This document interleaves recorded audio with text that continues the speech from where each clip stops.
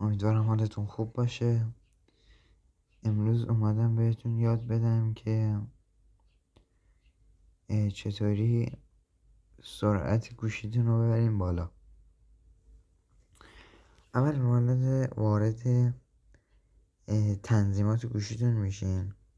حالا من اگه تنظیمات رو پیدا کردم، یا خدا تنظیمات رو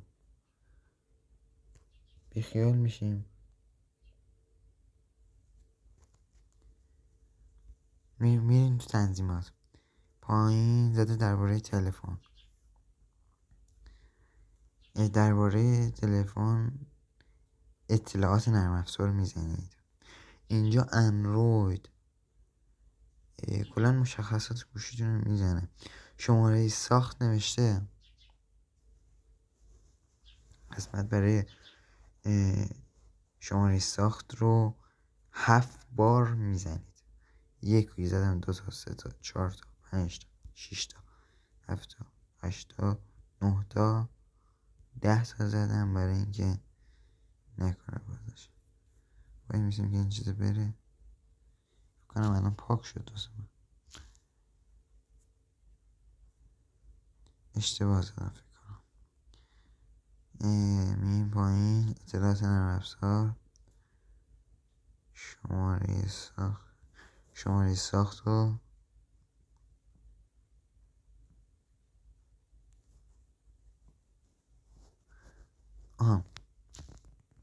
بعد میای پایین تر از درباره تلفن گزینه‌های تهیه کننده میاد.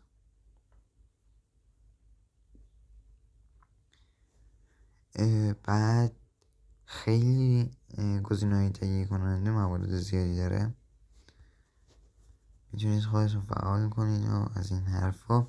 بعد پایینش اون پایین من زده مقیاس پنجره، مقیاس پویانمایی انتقالی، مقیاس طول مدت آنیماتور. شما اگه میخواین سرعت گوشیتون بالا باشه باید رو خاموش یا نیم بذارین.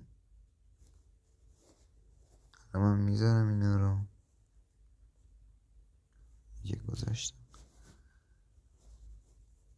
خب ببینیم من چقدر سرعت گوشیم بالاه دیگه.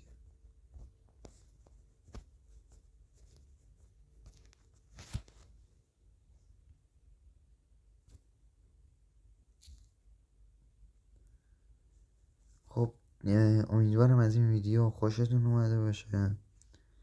اگه دوست داشتید کانال یوتیوب ما رو دنبال کنید.